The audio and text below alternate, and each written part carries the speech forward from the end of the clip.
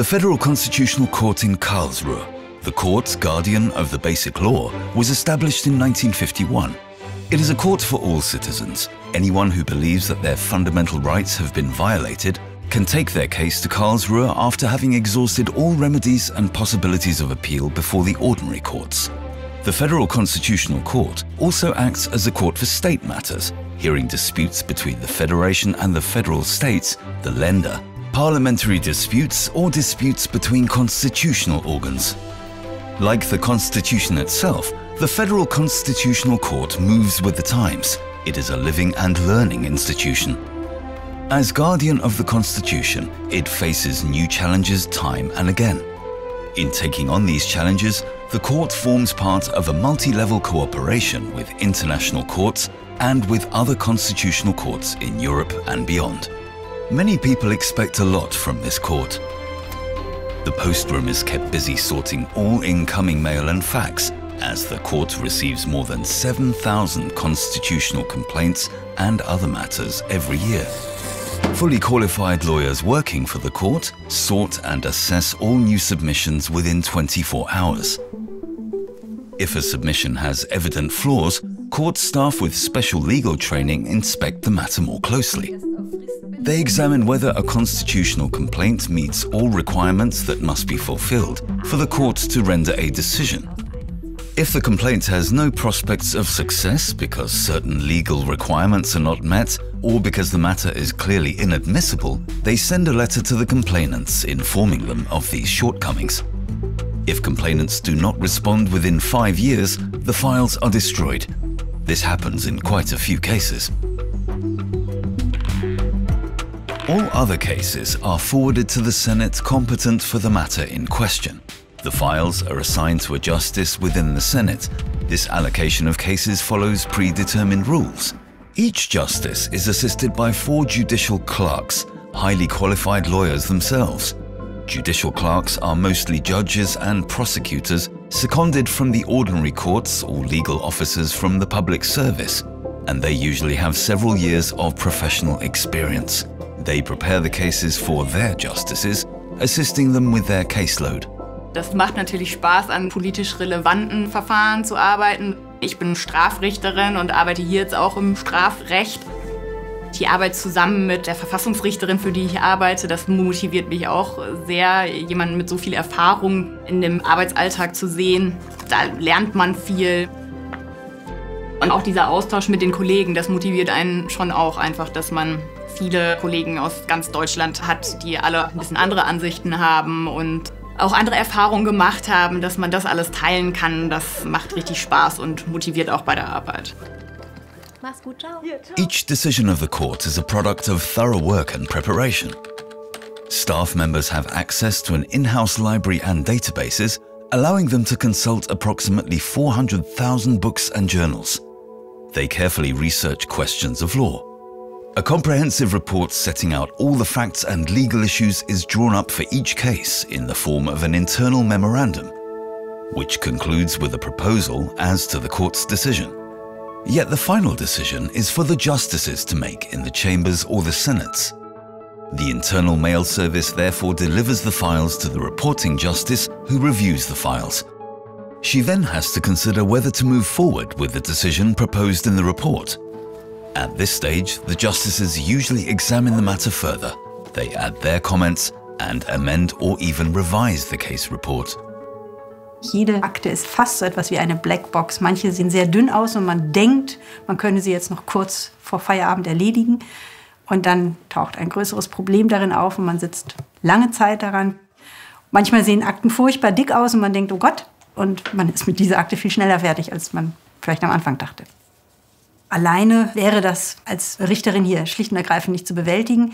Die Mitarbeiter haben die ganz wichtige Funktion, die Akte durchzuarbeiten, das, was vorgetragen wird, das, um was es geht, zu komprimieren und in einem Votum mir so zu präsentieren, dass ich so etwas wie eine Leseanleitung habe. Was ist wichtig? Wo sind die Kernpunkte, die Probleme des Falles? Wie kann man sie lösen? Wie sind auch vielleicht Widersprüchlichkeiten aufzulösen? Und damit kann ich viel schneller die Akte durcharbeiten mit dieser Vorarbeit und mit dem Lösungsvorschlag, den die Mitarbeiter präsentieren.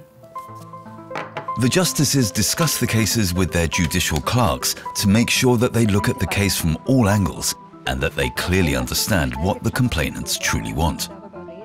Das Bundesverfassungsgericht bezeichnet sich als ein Bürgergericht. Und an uns wenden sich wirklich täglich viele Bürgerinnen und Bürger, die sich in der einen oder anderen Weise ungerecht behandelt fühlen. Und viele von ihnen sind auch einen wirklich langen Weg gegangen, bis sie hierher gekommen sind. Und ich muss sagen, ich spüre die Verantwortung. Wir nehmen jede Verfassungsbeschwerde ernst.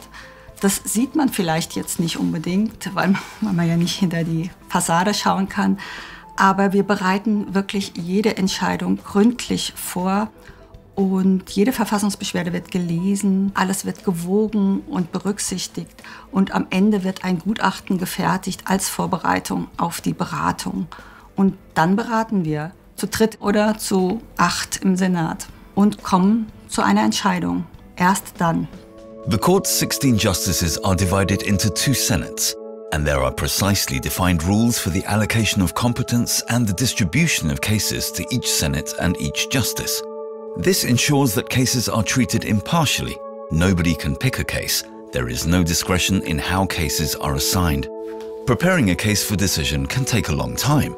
The matters brought before the court often raise complex questions. These are examined thoroughly, even if a complaint might not be successful in the end. The court's 2 senates form several chambers with 3 justices each. The chambers decide cases that have no general constitutional significance because the legal issues in question have already been resolved by the senates.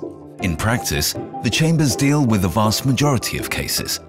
The chambers, too, carefully assess and examine each matter. This often leads to intense discussions, but ultimately the goal is to reach a solution supported by all justices. Es macht einfach Freude, ein Stück weit mitzuarbeiten an der Modellierung des Kits, der diese Gesellschaft zusammenhält. Ich glaube, dass das Bundesverfassungsgericht eine wichtige Rolle dabei hat, diesen Kit zu modellieren und da die eigenen Vorstellungen, die eigenen Ideen auf der Basis der Verfassung, auf der Basis des Grundgesetzes einbringen zu können. Das ist eine wichtige, eine anspruchsvolle, aber auch eine schöne Aufgabe. Ich bin mein ganzes Leben immer Richter gewesen und deswegen weiß ich, dass Leute zwar aus unterschiedlichen Gründen vor Gericht gehen. Sie wollen ihr Recht haben, sie wollen sich durchsetzen, sie wollen gewinnen. Aber die allermeisten, die vor Gericht stehen oder vor Gericht ziehen wollen, vor allem eins, sie wollen, dass man ihnen endlich mal zuhört. Sie wollen gehört werden und sie wollen, dass professionelle Richter sich mit dem, was sie sagen oder schreiben, wirklich auseinandersetzen.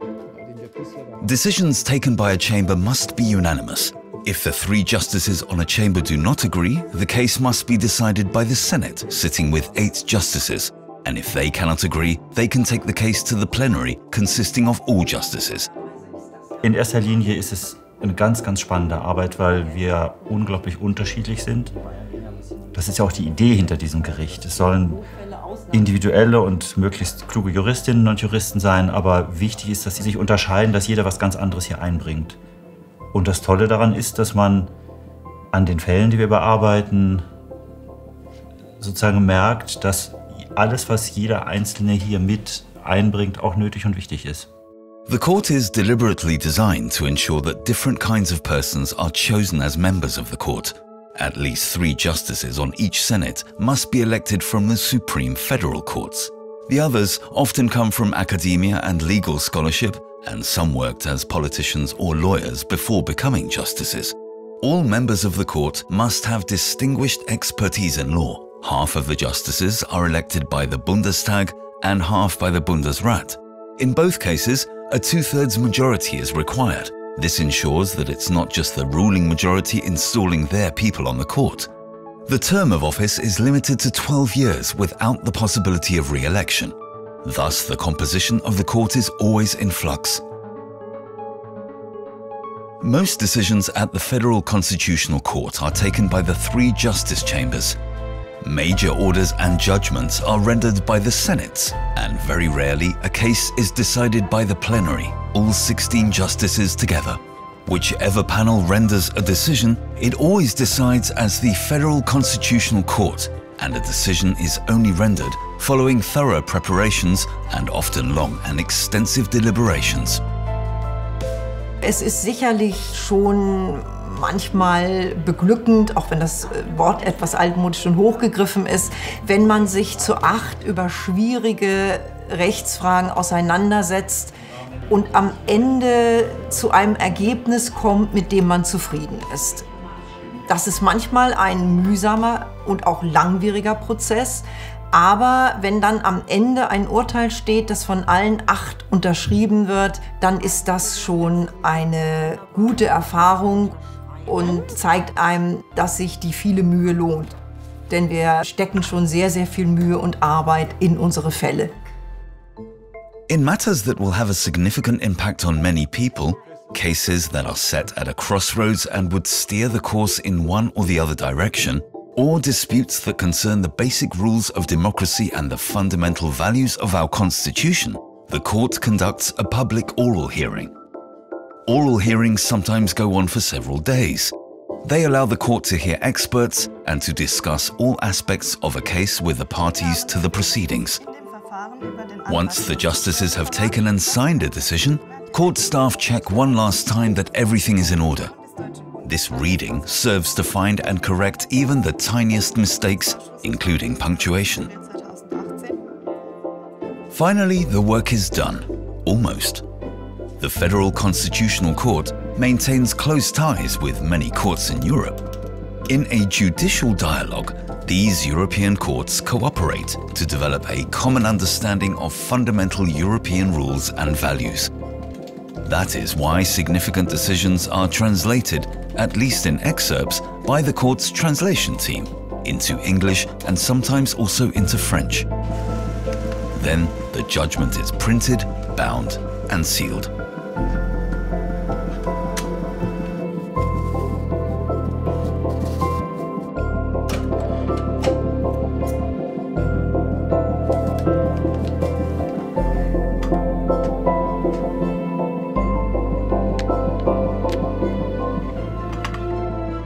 And now comes the moment that the parties and the public have been waiting for. The decision is published, or, if an oral hearing was held in the proceedings, the judgment is pronounced.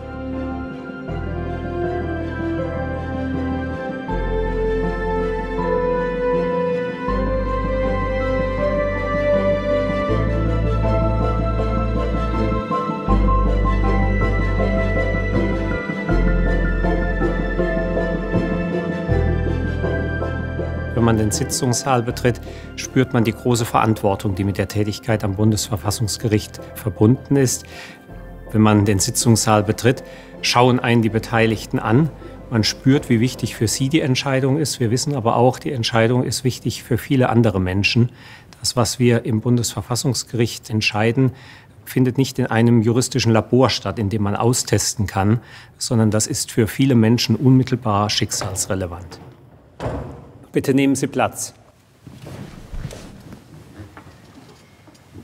Guten Morgen, ich eröffne die Sitzung des ersten Senats des Bundesverfassungsgerichts. Wir entscheiden nicht nach politischen Überzeugungen, wir entscheiden auch nicht nach moralischen Kriterien, sondern wir entscheiden nach den Kriterien des Rechts.